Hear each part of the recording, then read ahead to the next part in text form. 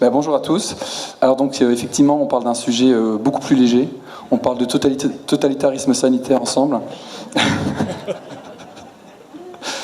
et comment ne plus se faire avoir, comment ne plus se faire piéger. Donc selon le Larousse, je vais juste reprendre rapidement les définitions pour savoir de quoi on parle. Le totalitarisme, c'est un système politique dans lequel l'État, au nom d'une idéologie, exerce une mainmise sur la totalité des activités individuelles. Voilà, ça c'est le totalitarisme tout court. Et comment on pourrait dire ce que c'est que le totalitarisme sanitaire?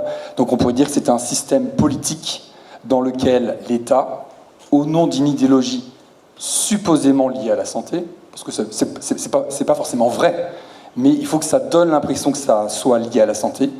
Et donc un système politique dans lequel l'État exerce une mainmise sur de nombreuses activités individuelles. J'ai pas mis tout parce qu'on ne peut pas non plus tout contrôler. Je ne crois pas qu'il y ait eu réellement de système totalitaire qui ait réussi à tout contrôler sur les activités individuelles des personnes. Ça, c'est une utopie qui n'a pas encore été réalisée. Mais peut-être qu'on y arrivera, je ne sais pas. Pas forcément dystopie. Les utopies sont des dystopies même. Hein. Alors, juste un petit... si vous ne connaissez pas la charte de Biderman, je veux absolument que vous sachiez de quoi il s'agit. Voilà. La charte de Biderman de la torture psychologique, c'est une charte qui a été développée par un sociologue américain qui s'est enseigné sur comment, il me semble qu'il avait regardé comment les prisonniers américains en Corée avaient été traités, ceux qui avaient été gardés prisonniers.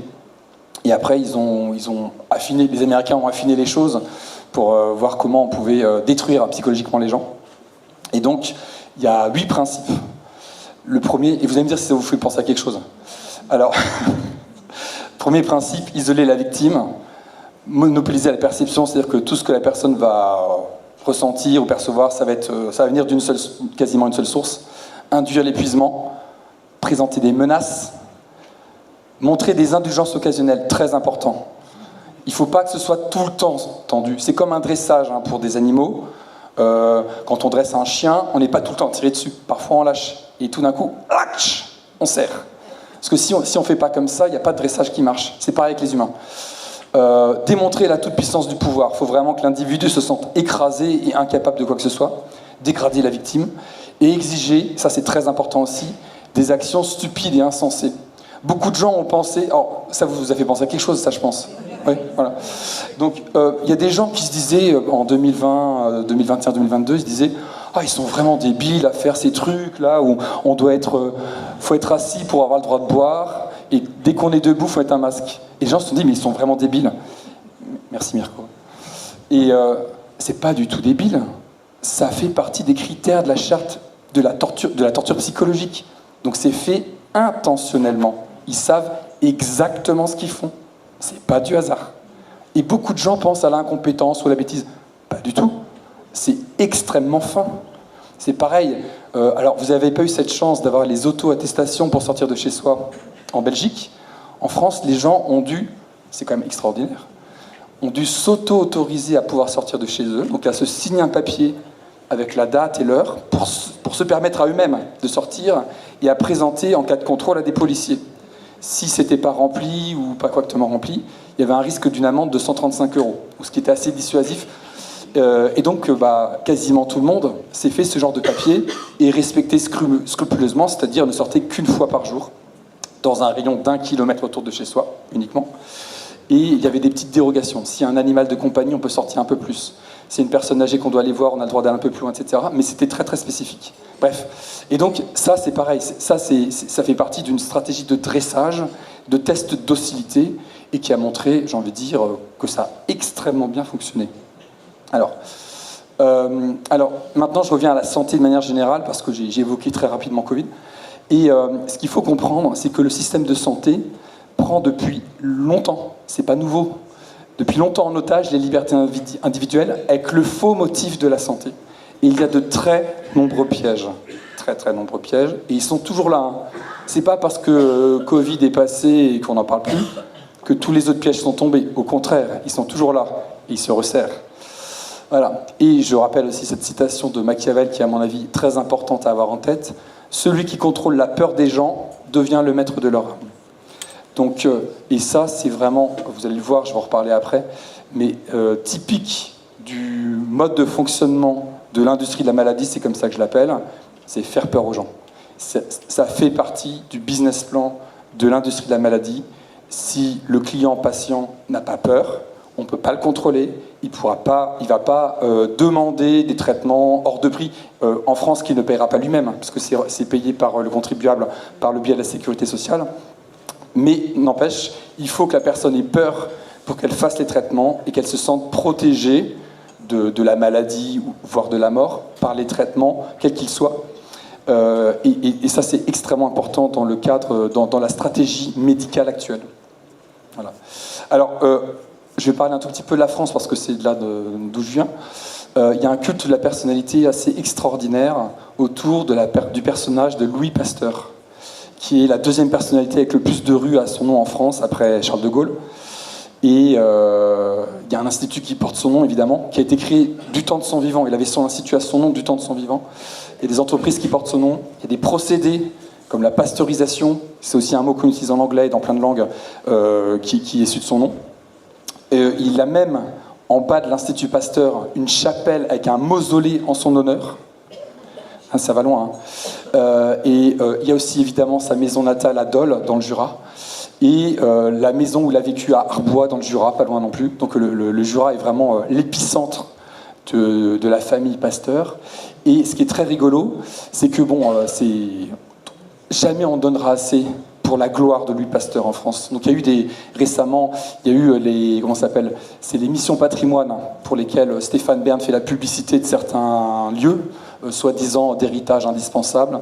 Et donc ils avaient réussi comme ça à récolter pas loin de 500 000 € pour rénover la maison où a habité Louis Pasteur.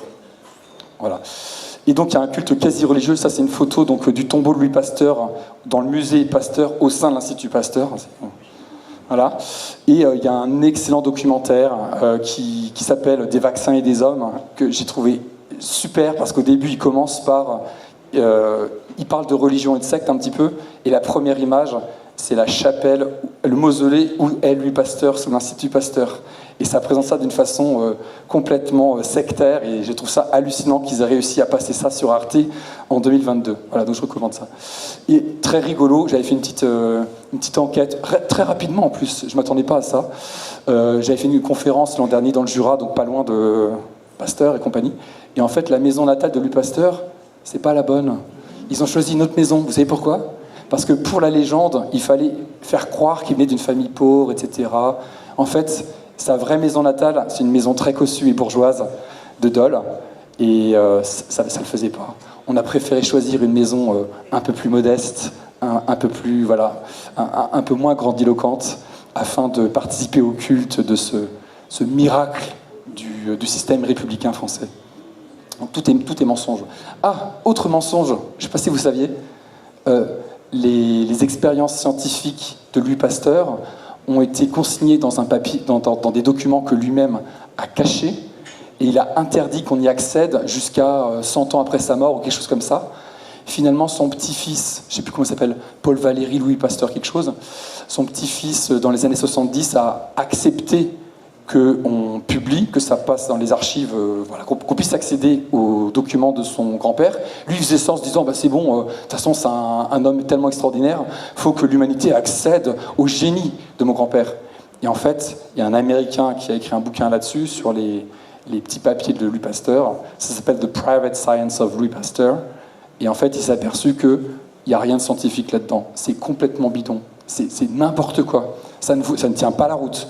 Donc toute la science de Louis Pasteur, c'est pas de la science, c'est de la manipulation, c'est de la triche. Voilà, c'est ça Louis Pasteur, avec tous ces noms de rues partout en France et ce culte de la personnalité. Alors il y a d'autres gens qui récemment ont dénoncé Louis Pasteur, et je pense notamment à Marc Menant, qui est un journaliste français qui passe sur CNews notamment, et qui avant était sur Europe 1, un peu partout. Il a écrit ce bouquin, et moi ça m'a vraiment choqué positivement de me dire « Oh, c'est une personnalité, il est quand même connu quoi, Marc Menant. Il a écrit ça, l'inquiétante histoire des vaccins ». C'est sorti, je ne sais plus quelle édition, c'est Plomb, je crois, je ne sais plus, j'arrive pas à lire là, oui c'est Plomb. Et puis, je sais pas, il s'est pas fait buter ni rien, c'est incroyable. Pour moi, c'est la seule personnalité vraiment de haut niveau, on va dire, qui a pu écrire. Et la première partie du bouquin, c'est il défonce Louis Pasteur. Il défonce Louis Pasteur. Il explique à quel point c'est un usurpateur et un menteur patenté.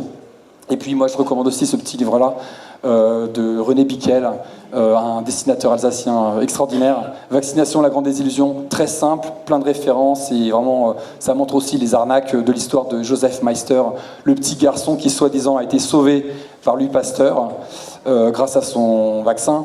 Alors que on a oublié les vingtaines de personnes qui ont été tuées par les vaccins, et il y en a un qui a survécu au vaccin. On ne sait même pas s'il a vraiment eu la rage, peu importe. En tout cas, on a dit qu'elle était sauvée de la rage par le grand Louis Pasteur. Non, c'était juste pour faire une petite introduction. Quand on a une approche totalitaire de la santé, on a besoin de légendes comme ça, d'inculquer des trucs complètement faux. Ça n'a rien à voir avec la réalité, mais ça permet de créer un espèce de culte, et ça va permettre aussi de plus facilement ostraciser toute personne qui s'opposerait à la religion officielle. Voilà. Non, alors maintenant, je vais venir à la médecine moderne, je mets des guillemets, qui est en fait une approche récente de la santé avec un passif très très sombre. Et il y a un bouquin que je recommande qui s'appelle Le jeune, une nouvelle thérapie, de Thierry Delestrade. Ils ont fait avec sa femme Sylvie Guillemant un super documentaire, il y a une quinzaine d'années maintenant quasiment, même titre. Et le bouquin va beaucoup plus loin, et notamment sur le passé de l'industrie de la maladie. Et donc je recommande vraiment, c'est très très bien écrit. Et il présente notamment ce que c'est que la médecine moderne, d'où ça vient. Et en fait, la médecine moderne, c'est ce qui succède à la médecine héroïque. Une médecine où on peut aller jusqu'à tuer le malade. On va tuer la maladie, quitte à tuer le malade, peu importe. Il faut combattre la maladie par tous les moyens. C'est vraiment c'est cette vision-là. Et donc pour ça, on va faire des saignées. On va utiliser des laxatifs extrêmement toxiques, des vomitifs, des vésicatoires. Alors, toute personne se souvient de ça. C'est l'espèce de produit qu'on mettait sur la peau. Ça brûlait la peau, ça créait des vésicules. C'était extrêmement douloureux. Et puis ça faisait il y avait du pu, des grosses ampoules. Enfin bref. Et c'était censé soigner les gens. Ou des calmants toxiques également à base de je ne sais quels produits qui sont interdits aujourd'hui. Hein. Voilà. Ça c'est l'ancêtre juste avant la médecine moderne. Et après. On s'est dit non, on va aller vers quelque chose de plus scientifique, avec plein de guillemets, et on va détruire tout ce qui est alternatif, tout ce qui est phytothérapie, homéopathie, etc. Ça, on n'en veut plus. Et donc, on va passer à une médecine scientifique. Et qui a vraiment mis ça en œuvre? C'est en particulier un grand de la famille Rockefeller, à savoir John Davison Rockefeller, qui était l'homme le plus riche du monde, et également, évidemment, un philanthrope, avec plein de guillemets. Il y a beaucoup de philanthropes qui ont envie d'aider l'humanité aujourd'hui, vous les connaissez. Et donc c'est ce monsieur. Et donc il a créé notamment le Rockefeller Institute for Medical Research en 1900 à New York. Et juste après, il a participé à financer ce rapport Flexner en 1910, dont l'objectif était clair et simple, c'était détruire toutes les autres médecines. Et donc, à la demande de l'American Medical Association, qui est vraiment la grosse association médicale américaine actuelle, encore aujourd'hui, ils ont classifié les écoles de médecine selon leur niveau, soi-disant, et en fait, c'était classé selon des critères qui favorisent les écoles allopathiques et riches. Voilà. Et les écoles de médecine, au fur et à mesure, doivent respecter les normes fixées par cette association médicale américaine, sinon elles disparaissent. Et c'est comme ça que, de façon mafieuse, on a détruit toute alternative à la médecine dite moderne.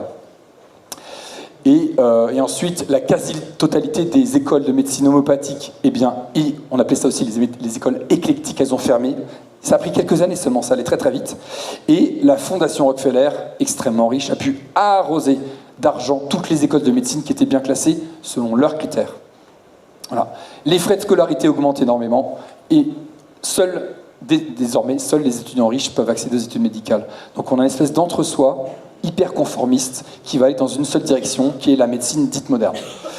Et donc elle devient chère, et elle pousse aux abus aussi, puisque les spécialistes maintenant gagnent mieux leur vie que les généralistes, et ils vont être poussés à faire plus d'opérations, pas forcément au bénéfice du patient. Tiens, voilà. Je ne sais pas si ça vous parle, ce genre de démarche.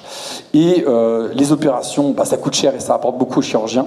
Et on va découper comme ça le corps en tranches de façon théorique. Et on va perdre la vision globale du corps humain. Donc on élimine une vision holistique ou globale de la santé. Ensuite, on va mettre en avant tous les médicaments brevetés et produits par l'industrie chimique naissante, qui est toute récente.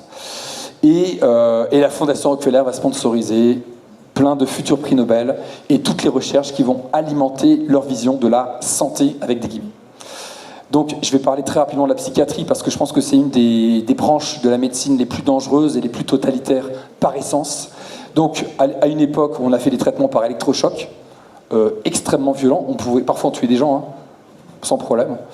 On a fait la lobotomie qui était mise en avant, ça a été un énorme phénomène. Hein. Donc on faisait une opération de quelques minutes, on enfonçait un truc par le nez, paf, on pète quelque chose au niveau du début du cerveau, la personne devient un légume après, traitement réussi, paf, c'est bon. On enferme des gens très facilement. Hein, je crois que c'est un des rares cas où on peut enfermer quelqu'un contre sa volonté sans passer par la justice. Voilà.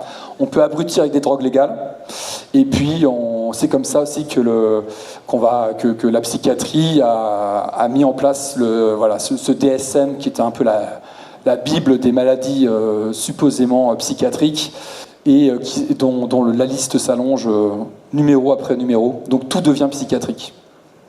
Par exemple, on pourrait imaginer que dans l'avenir, quelqu'un qui serait en désaccord, simplement, qui ne serait pas content de certaines décisions politiques, on pourrait donner un nom de trouble à ce genre de phénomène, et ça pourrait être psychiatrisé, ça nécessiterait des médicaments, voire même un enfermement. Voilà. Et donc voilà, ce que je disais à l'instant, voilà, on peut utiliser, et ça a été très souvent utilisé, de psychiatriser les gens pour enfermer par exemple des opposants politiques. Voilà. Oups, je reviens en arrière. Et ah oui, je ne sais pas si les gens savaient, mais les Rockefeller, ils adorent Pasteur. Ils l'adorent tellement que c'est quoi ça ? Ils ont financé, je ne sais plus quoi, en lien avec la maison natale de Pasteur. Voilà, c'est ça. Voilà, John Rockefeller fut le principal mécène au projet au début du XXe siècle. Donc, avant même, je crois, la mort de Pasteur, les Rockefeller ont mis de l'argent pour la fausse maison natale de Louis Pasteur à Dole, pour participer à créer la légende. C'est une légende qui leur est très très chère.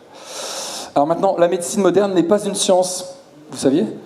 Et ça ne repose pas non plus sur une démarche scientifique. Ah ouais ? Voilà. Alors, beaucoup de gens disent que la médecine est un art. Personnellement, je ne connais pas beaucoup d'artistes en médecine. Hein.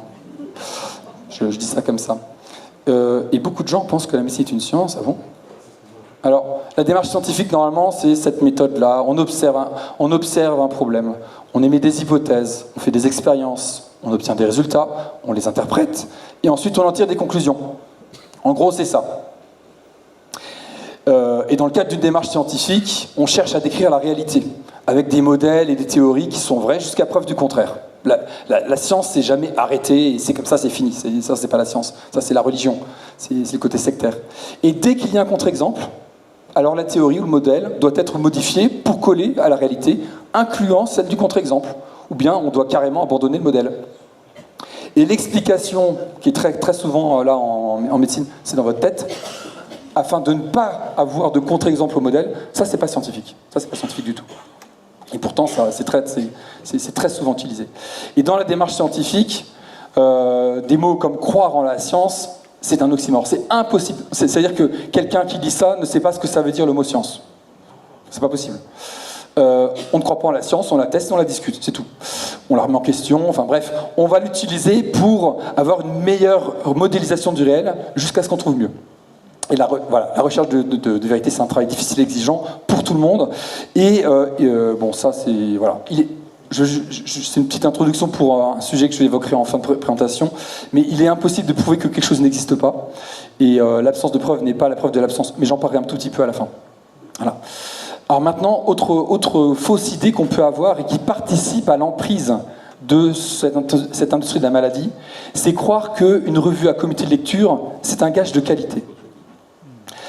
En fait, ces revues ne publient que ce qui va dans le sens du dogme. Parce que les examinateurs, les relecteurs, etc., leur travail est mis en jeu par les nouvelles publications, quelque chose qui sortirait de ce qu'ils ont dit, qui remettrait en question ce qu'ils ont pu faire comme publication avant.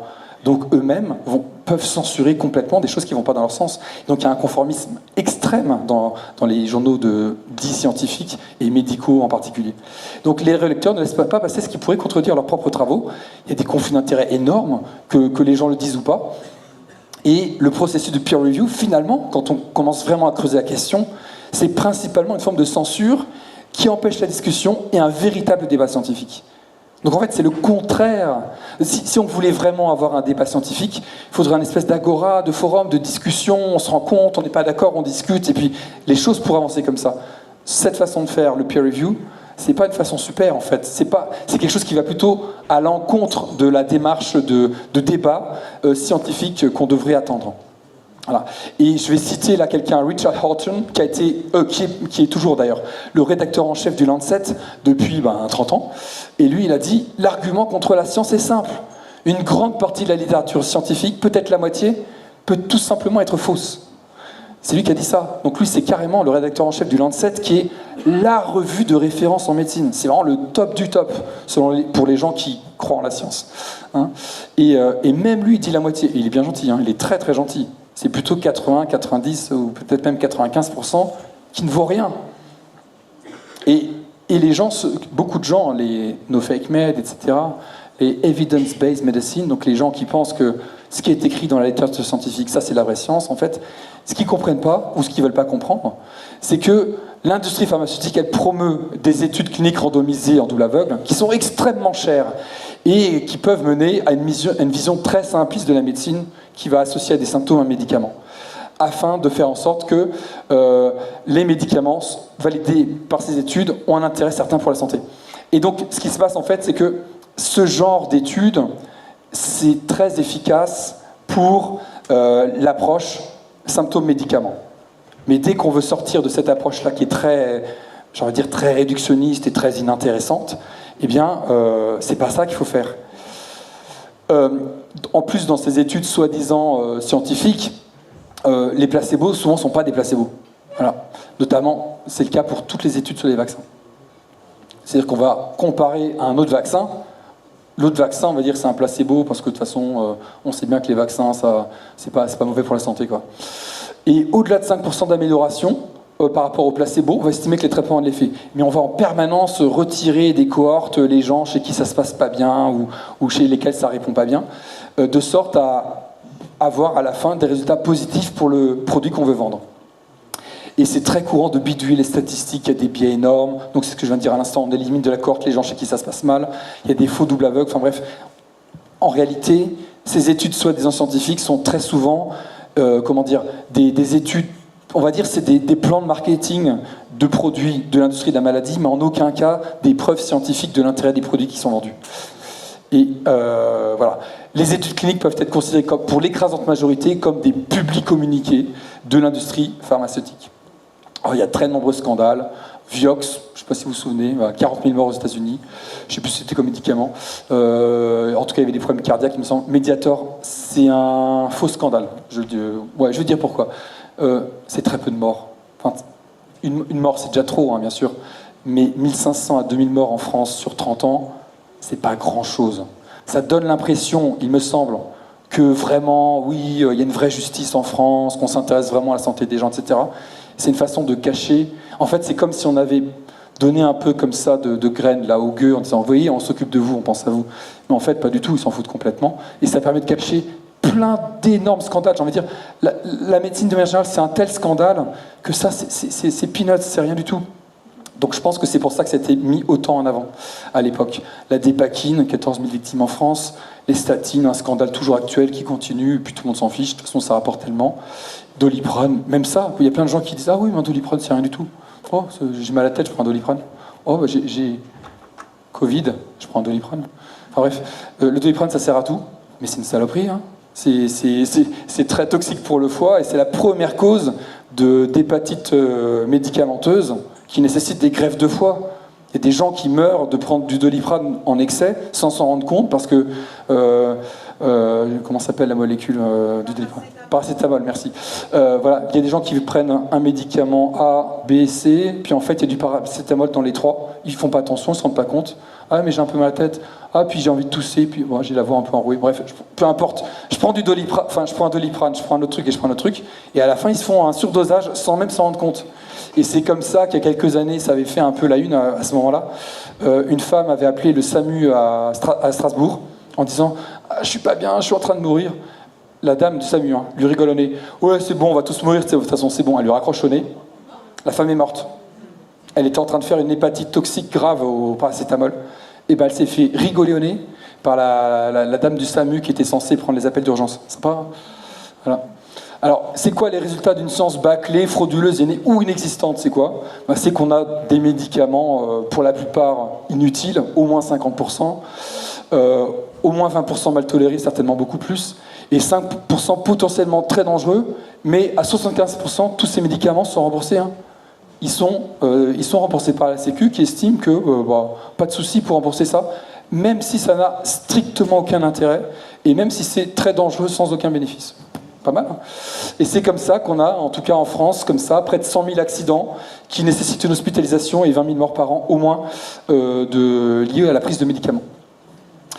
Voilà, donc cette politique de santé, avec plein de guillemets, n'est pas au service des malades et des citoyens qui paient, mais à celui de l'industrie pharmaceutique qui encaisse. Alors que depuis 25 ans, donc ça, le bouquin est sorti en 2012, je cite, hein, ça vient du bouquin ça, elle n'invente plus guère et est devenue la moins éthique et la plus lucrative de toutes les industries, confortée par le silence indifférent ou complice d'une grande part de l'élite médicale universitaire. La justice, la sécurité et la crise imposent de tailler à coups de serpe dans des dépenses injustifiées et des médicaments trop souvent dangereux. Je cite, hein, ça c'est professeur Philippe Even et Bernard Debré. Voilà. Et ça c'était en 2012 hein, qu'ils ont dit ça. Imaginez ce que c'est depuis. Hein. 13 ans après, les choses ont évidemment empiré. Voilà. Et j'avais fait une vidéo avec Jean-Jacques Crèvecoeur sur la question des effets iatrogènes. Et ça, c'est vraiment très important de connaître cette notion. Un effet iatrogène, donc ça se dit d'un trouble ou d'une maladie provoquée par un acte médical ou les médicaments, même en l'absence d'erreur du médecin. C'est pas forcément une erreur. C'est-à-dire que le médecin a pu suivre un protocole de A à Z en suivant vraiment bien les étapes les unes après les autres et en donnant les bonnes doses de médicaments adaptés à la personne, etc. Et ben, ça fait, n'empêche qu'il peut y avoir, et ça arrive très souvent, qu'il y ait des problèmes de santé liés à la prise de médicaments tels qu'indiqués par le protocole. Et ça fait partie des effets iatrogènes. Voilà. Et donc ça, c'est au moins 70 000 morts de cause iatrogène en France par an. Alors c'est pour ça que quand Covid est arrivé et qu'on me dit à 20h, là, c'était Salomon, il s'appelait le gars qui faisait le décompte des morts, le croque-mort national, là, et il disait aujourd'hui on a eu 130 morts du Covid. Mais moi j'étais là, mais ils s'en foutent, on s'en fout complètement. C'est 70 000 morts par an, juste des actes médicaux. De quoi ils nous parlent là? C'est quoi? C'est hors sujet, on s'en fout complètement. Bref, c'est ce qui m'a aidé en tout cas à l'époque à ne pas être du tout pris par la psychose. Voilà. Et donc le côté scientiste et sectaire de la médecine actuelle fait arriver à des extrémités, et c'est comme ça que j'ai une amie médecin, Martine Cardinal, qui est actuelle présidente, elle est actuelle présidente de la Ligue nationale pour la liberté des vaccinations, et elle a entendu une médecin à la télé dire ça: je préfère mourir scientifiquement qu'être guéri de façon charlatanesque. Pour dire un truc comme ça, il faut être adepte d'une secte scientiste, c'est pas possible autrement. Quelqu'un qui a un cerveau qui résonne et qui est libre ne peut pas dire quelque chose comme ça. Par contre, un adepte de secte peut dire ce genre de choses, parce que l'adepte est prêt à mourir pour les causes défendues par sa secte. Et aujourd'hui, le monde médical est comme une espèce d'énorme secte au service du pouvoir et qui permet au pouvoir de mettre en place un totalitarisme sanitaire qui est présent à plein de niveaux et qui est plus ou moins autoritaire selon les circonstances, mais un véritable totalitarisme est complètement sectaire. Je rappelle ça, hein, cette image est connue. Un patient guéri est un client perdu, premier jour d'école de médecine. Et ça, c'est... En fait, évidemment, c'est pas enseigné comme ça, mais c'est finalement la réalité de l'enseignement. Et c'est pour ça que je conclus cette partie en disant que les études médicales ne peuvent pas être considérées comme des études scientifiques, mais comme du formatage afin de former les pions de l'industrie pharmaceutique. Et très rares sont ceux qui s'en sortent indemnes. Et ceux qui en sortent indemnes, vraiment, je les admire parce qu'ils ont réussi à sortir d'un mouvement sectaire extrêmement puissant, extrêmement violent. Et donc, ces médecins, ces rares médecins qui arrivent à en sortir, franchement, je les applaudis. Vraiment, c'est merveilleux. Et je tiens à dire aussi que l'arrivée de l'intelligence artificielle en médecine va faire beaucoup de mal parce que des pions comme ça, on peut les virer du jour au lendemain sans aucune difficulté. Voilà. Alors maintenant, je vais passer sur cette partie-là. La médecine moderne est réductionniste et traite les symptômes, pas les causes. Et on peut faire une analogie avec un tableau de bord. Imaginez, vous amenez votre voiture il y a un voyant qui s'allumait, vous l'amenez chez votre garagiste, et vous dites, ah, j'ai un voyant là qui s'allume, là, il y a un truc qui va pas, vous pouvez réparer ça. Et imaginez votre garagiste il dit, oh ça c'est rien. Il vous prend un bout de scotch noir et paf, il le colle sur le voyant. Vous diriez, mais soit il est débile, c'est un charlatan, enfin c'est n'importe quoi. Et pourtant c'est ce qu'on fait en médecine. C'est ça qu'on fait. On ne s'intéresse pas aux causes des problèmes, on s'intéresse à masquer les symptômes. C'est hallucinant. Au XXIe siècle on fait ça. C'est une approche obscurantiste de la santé, c'est pas possible autrement. Et pourtant c'est la réalité. Alors, j'avoue, un corps humain, il n'y a pas un mode d'emploi, c'est compliqué, j'avoue. Parfois, on n'est pas obligé de connaître exactement la cause. Mais l'approche purement symptomatique de ne pas comprendre la cause et simplement essayer de masquer le symptôme, ça me paraît catastrophique. Voilà. Et on a en France, je ne sais pas comment ça marche en Belgique, je ne sais pas si vous avez aussi le Vidal, mais en France, c'est le Vidal. C'est la Bible.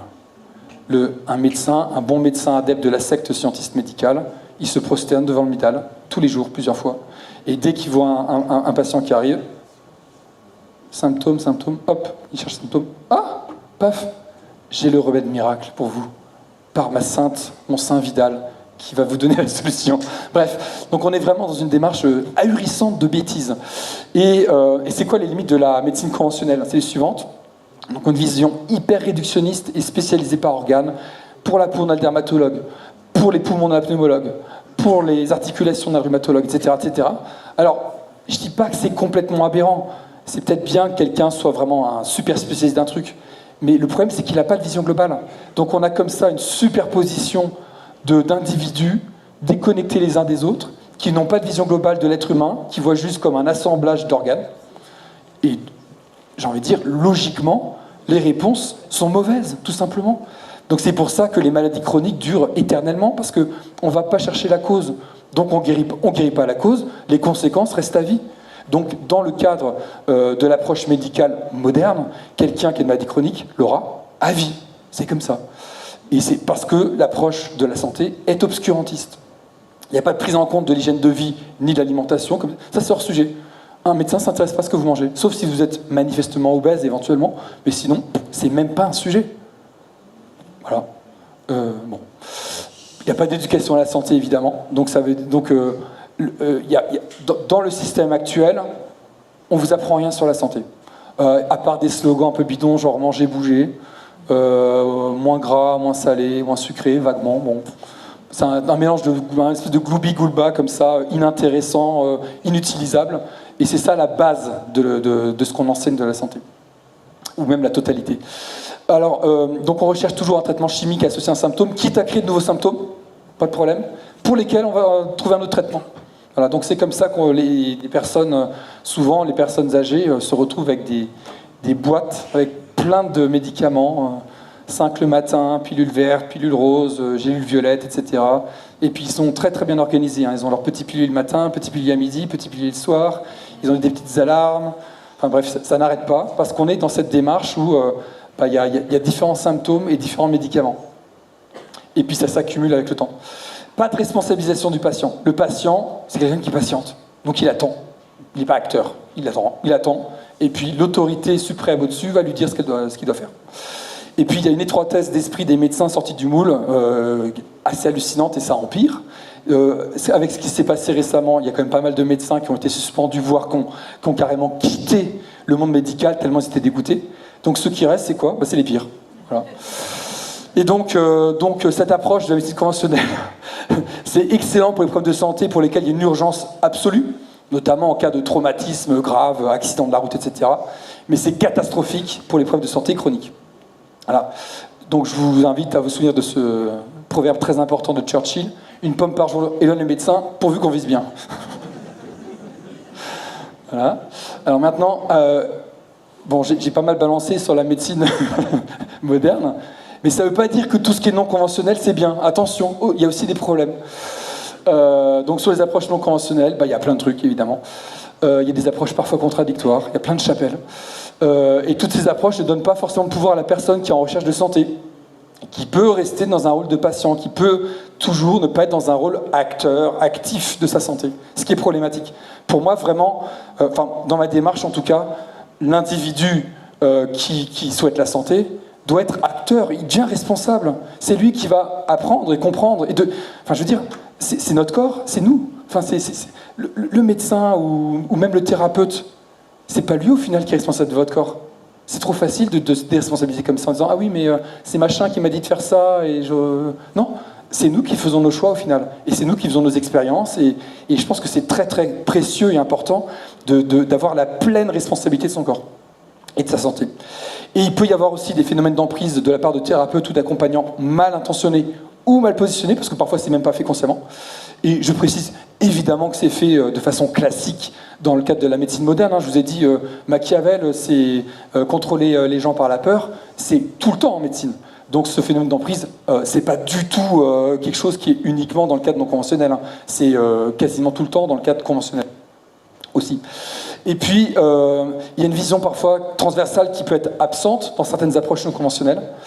Et puis, il peut y avoir des raisonnements défaillants, des croyances qui sont non remises en cause, de même qu'en médecine conventionnelle. Donc, il n'y a pas de choses parfaites. C'est à chacun de faire son chemin. C'est un chemin qui peut être un peu compliqué, mais qui est, moi, je trouve passionnant, que celui de reprendre en main sa santé. Voilà. Et c'est quoi, du coup, je vais finir par cette partie-là, c'est quoi les urgences? Je regarde juste l'heure. Je suis bien. C'est quoi les urgences dans le domaine de la santé et les pistes pour plus tard? Alors déjà, ça c'est numéro 1, il faut en finir avec les médicaments inutiles et dangereux. Enfin, je veux dire qu'il y a des gens qui ont fait le boulot. C'est peut-être pas parfait. Il y a peut-être bien pire, enfin peut-être qu'il y a des choses qui n'ont pas été faites au bout, peu importe. Il y a déjà des choses qu'on peut éliminer totalement. On perd rien, quoi. Si on est véritablement dans une démarche de santé des gens, quoi. Si c'est pas ça qui nous intéresse, je comprends qu'on laisse des médicaments inutiles et toxiques. Mais si on est vraiment dans une démarche d'améliorer la santé, on devrait déjà commencer par ça. Deuxième chose, en finir avec les dépistages inutiles et dangereux. J'ai fait des vidéos avec Gérard Delépine et Cécile Bourg sur le cancer du sein, sur le dépistage du cancer du sein. C'est une arnaque phénoménale. Octobre Rose, c'est complètement bidon, c'est un événement marketing au service de l'industrie de la maladie, et l'industrie du cancer du sein, évidemment, mais c'est pas du tout au bénéfice des femmes. Alors ça, quand j'ai découvert ça à l'époque, ça m'a choqué. C'est pour ça que j'ai voulu le partager. Et c'est pour moi très important de comprendre ça, parce que ça fait partie du phénomène d'emprise de ce monde médical qui, pour votre bien, qui va jouer sur les bons sentiments. Ah oui, madame, si vous ne faites pas dépister, vous n'avez pas de cœur, vous ne pensez pas à votre famille et vos enfants. Si vous arrivez quelque chose, vous voyez, il joue la culpabilité, la peur, c'est horrible. Avec tout ça avec des petits floraux, avec des petits rubans roses, vous voyez. Donc tout ça avec des petites paillettes roses, avec plein de bienveillance doucereuse, mais en fait, c'est tellement vicieux et pervers. Et les hommes ne sont pas en reste, puisque le dépistage du cancer du sein, de la prostate, pardon, est une arnaque phénoménale chez les hommes. Très simplement, pour comprendre les choses, à 70 ans, un homme, symptômes ou pas, bref, peu importe, 70% de chances de trouver des cellules cancéreuses dans la prostate d'un homme. C'est comme ça. En aucun cas, ça veut dire que c'est un problème. C'est pas parce qu'il y a des cellules cancéreuses quelque part que c'est un problème. S'il n'y a strictement aucun symptôme, il n'y en aura peut-être jamais.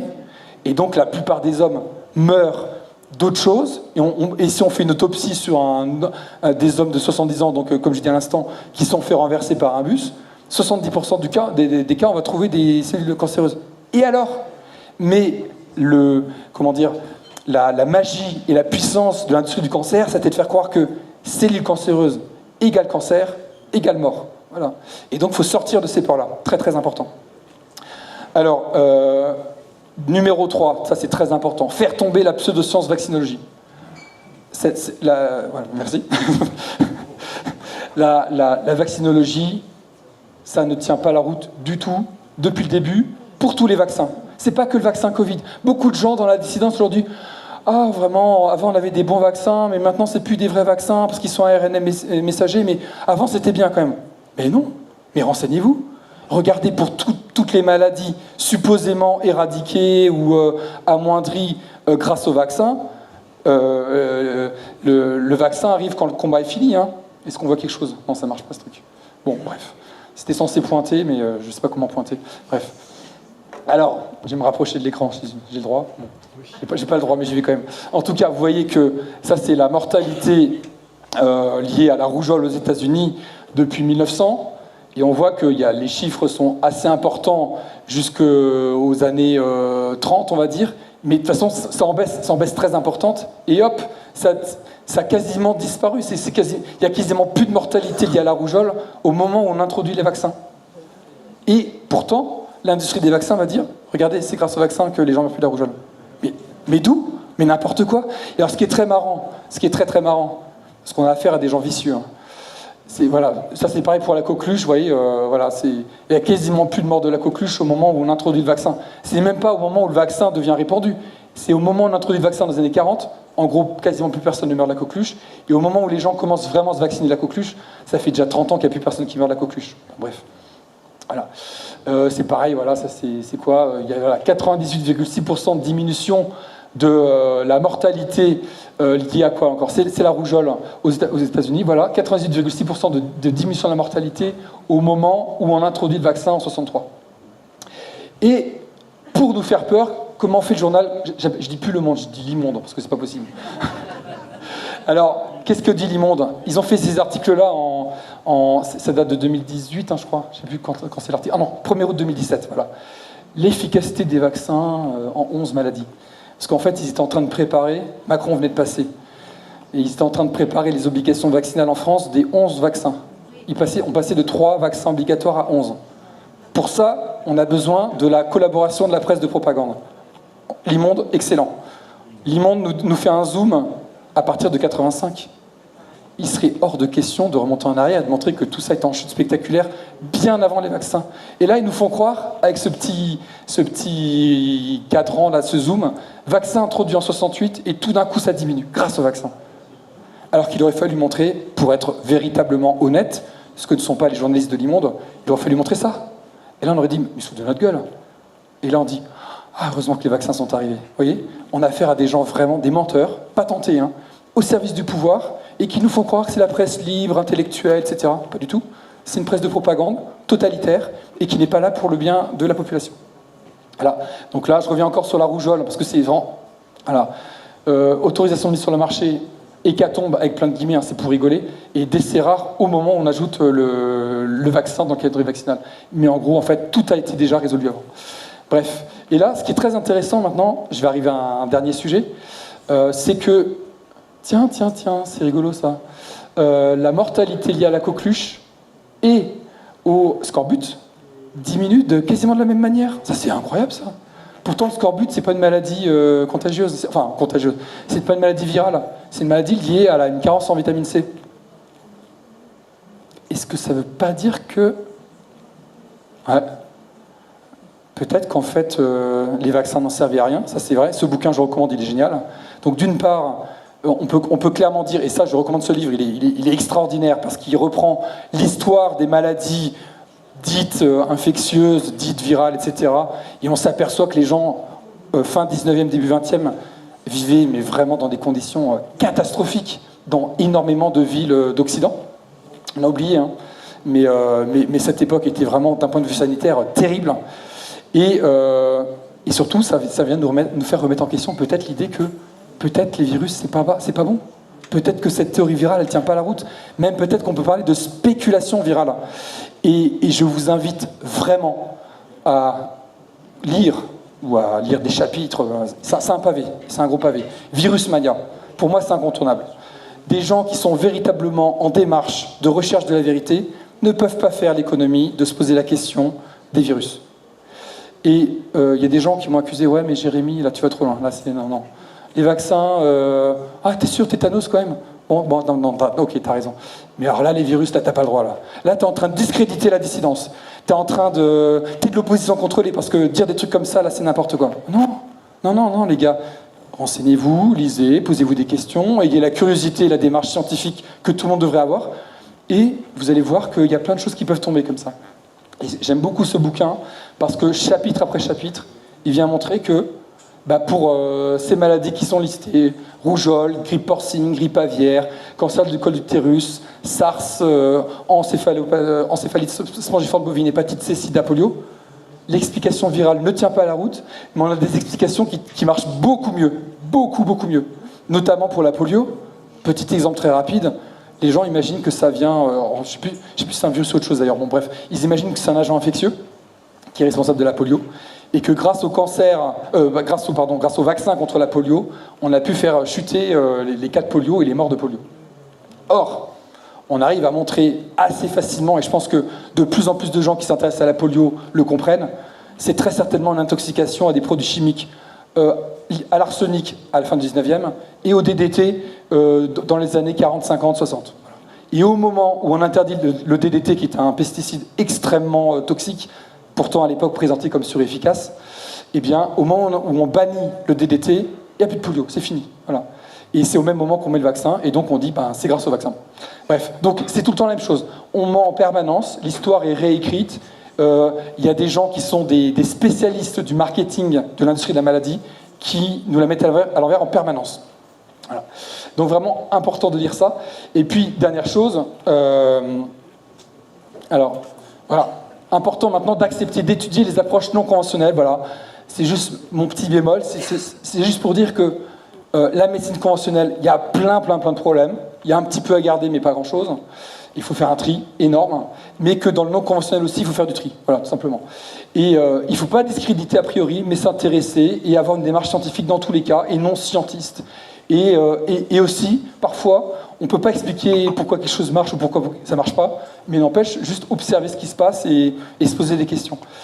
Et moi, personnellement, ce qui m'intéresse, c'est de redonner le pouvoir par rapport à sa santé. Et je m'étais intéressé beaucoup, et je m'intéresse toujours à ce qu'on appelle les zones bleues, où les gens vivent longtemps et en bonne santé. Alors les zones bleues, il y en a 6 dans le monde. La dernière qui a été découverte, c'est la Martinique. Étonnant. Et c'est un chercheur belge, Michel Poulain, qui a découvert et qui a créé cette terminologie des zones bleues. Donc voilà, c'est Okinawa, c'est l'île d'Icaria en Grèce, la région de Barbadji en Sardaigne, dans les montagnes, la péninsule de Nicoya au Costa Rica et la ville de Loma Linda en Californie. Donc c'est ces 6 micro-régions où on a des gens qui vivent longtemps en bonne santé. Moi, je trouve que dans une démarche de santé globale, c'est intéressant de voir qu'est-ce qui marche sur le terrain, en réalité. Et donc, je me suis rendu dans ces 5 zones bleues, pas encore en Martinique, j'aimerais bien y aller à l'occasion, mais en tout cas, je suis allé voir des gens dans ces 5 zones, et c'est vrai qu'on voit des points communs en termes d'alimentation, de mode de vie, de mode de pensée aussi, de lien avec les autres, etc. etc. Donc il y a vraiment beaucoup de choses intéressantes à retirer de ces expérimentations qui se font concrètement sur le terrain au quotidien. Voilà. Donc pour finir, voilà, moi je suis auteur de 3 livres. Si ça vous intéresse, je peux dédicacer les livres tout à l'heure à une table là-bas. Et donc moi j'enseigne comment vivre les émotions pleinement par le corps. C'est l'approche la plus logique pour moi. L'alimentation, ce que j'en ai compris. Et puis j'ai sorti très récemment ce livre « Quand les masques tombent » qui explique ce qui m'a amené à remettre en question beaucoup de choses de la médecine avant Covid. Ce qui a fait que j'ai compris tout de suite que Covid c'était une arnaque monstrueuse. Et ce que j'ai compris grâce à Covid. Voilà, donc quelque part, merci Covid, ça m'a permis de faire des bons en avant très très vite. Mais donc voilà, je synthétise tout ça. Donc c'est pas un livre sur les masques, hein. C'est juste pour dire qu'il y a plein de choses qui tombent au fur et à mesure quand on recherche la vérité et qu'on voit que nos idées qu'on avait avant, nos croyances, étaient fausses. Et ça fait tellement bien de voir les choses pour ce qu'elles sont réellement. Voilà. Et je vous remercie. Merci à tous.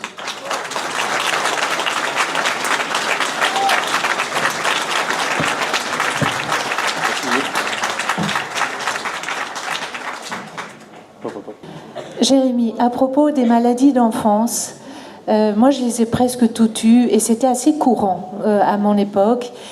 Et ce qui m'a interpellée dans les tableaux que tu as dit, c'est qu'au fait on parlait de la mortalité qui était probablement due à d'autres causes. Mais je constate que ces maladies d'enfance n'existent plus. Or, j'ai entendu un homéopathe dire qu'elles étaient indispensables à la maturation chez l'enfant pour beaucoup de choses. Pourquoi ont-elles donc disparu ? Alors là vous m'entendez, c'est bon, ouais. C'est une très bonne question et je suis pas sûr d'avoir la réponse à ça. Il est possible qu'à une époque, il y avait des maladies d'enfance qui étaient liées à peut-être des carences parfois alimentaires. Moi, j'ai envie de dire, l'environnement a changé, le monde a changé, et peut-être qu'on fait partie d'un écosystème global qui ne se comporte pas de la même manière. Là, vraiment, j'ai pas de réponse. C'est vraiment difficile comme question, ça. Mais en tout cas, je n'attribuerai pas ça à une diminution de la circulation de virus et autres. C'est ça. Oui. Moi, c'était à propos des zones bleues. Est-ce que la communauté Amish est reprise dans ces zones-là? Parce qu'apparemment, ils ont un mode de vie beaucoup plus sain. Oui, ouais. Alors moi, je connais bien Michel Poulain, qui allait rendre visite à pas mal de peuples dans le monde. Je me souviens pas avoir parlé avec lui des Amish. C'est vrai que c'est une bonne question. Mais il s'intéressait à plein de choses. Il allait voir notamment parfois, il y a des gens qui parlaient de peuples dans les montagnes en Équateur ou les Hunza en Himalaya, etc. Et il allait s'enseigner. C'est comme ça qu'il allait voir sur place que des gens, on va les voir une année X. Ils nous disent j'ai 85 ans, je suis l'ancien du village. Ils reviennent l'année X plus 10, donc il devrait avoir 95 ans. Non, là il a 115 ans tout d'un coup. Donc il y a des problèmes, disons, culturels parfois liés à l'exagération de l'âge, parce que ça donne plus d'ascendant sur la communauté locale, etc. Donc lui, il a été extrêmement précis. Il est vraiment allé voir l'état civil des gens, vérifier vraiment de façon très très mathématique tout ça. Et c'est vraiment ça qu'il a pu déterminer comme étant des zones de mortalité anormalement faibles, avec des gens qui vivent anormalement longtemps. Voilà. Et pour les Amish, il ne me l'a pas cité. Donc j'imagine qu'il a dû aller voir et se rendre compte qu'il n'y avait peut-être pas un phénomène de longévité qui était présent, malgré effectivement peut-être un mode de vie qui est plutôt sain. Et notamment, les Amish ne se font pas vacciner a priori. Mais la plupart des anciens que j'ai vus dans ces zones bleues, je leur demandais, ils remontent à quand votre dernier vaccin? La plupart, ils ne savaient même pas s'ils avaient été vaccinés pendant l'enfance. Oui, Jérémy, je voulais rebondir sur ce que tu disais sur le film des vaccins et des hommes, que j'ai vu sur Arte en direct, on va dire, que j'ai retrouvé quelques jours après sur Internet. Je me dis extra, je pourrais le renseigner à quelqu'un. Et puis je vais y retourner 3 mois plus tard. Et là, il n'y a plus moyen de le trouver. On ne trouve que des critiques du film. Mais alors je me suis dit, je vais essayer, en allant sur Odyssée, je vais mettre des vaccins des hommes sur Odyssée. Et là, des gens l'ont téléchargé et l'ont remis à leur compte. Donc ceux qui veulent le voir sans payer peuvent aller. C'est un film remarquable. Et une des choses que j'avais retenues, c'est qu'ils interviewaient un gars qui s'appelle Gérardi, qui se revendique pro-vax, mais qui disait quand même que scientifiquement, ça devenait intenable de vouloir promouvoir l'efficacité de certains vaccins en les testant contre des faux placebos. Voilà. C'est ça qui a été très, très malin de la part d'Anne Georget, c'est qu'elle allait voir des gens qui sont a priori pro-vax, et elle a réussi à montrer leurs contradictions. Et donc c'est très fin. C'est-à-dire qu'à aucun moment, elle va arriver à la conclusion que les vaccins, ça sert à rien, mais simplement, la personne qui regarde ça, elle ne peut que arriver à cette conclusion, tellement les pro-vax s'en mêlent les pinceaux en permanence quand ils essayent de défendre les vaccins. Merci. Moi, ce n'est pas une question, c'est un peu pour corriger ce qui vient d'être dit sur les maladies d'enfance. Elles n'ont pas du tout disparu. Il y a régulièrement des épidémies de rougeole, de coqueluche, qui surgissent encore aux États-Unis il y a quelques semaines. Et ces épidémies se déroulent autant chez les vaccinés que chez les non-vaccinés. Donc elles n'ont pas disparu. Elles sont moins générales, Présente, ouais. mais elles n'ont pas disparu. Donc, Ouais, mais c'est quand même, on va dire que il y a 30 ans, peut-être c'était très courant d'avoir ces maladies d'enfance, et aujourd'hui ça l'est beaucoup moins. Et ça, je ne sais pas répondre à cette question-là. Pourquoi c'est comme ça? Peut-être que les enfants...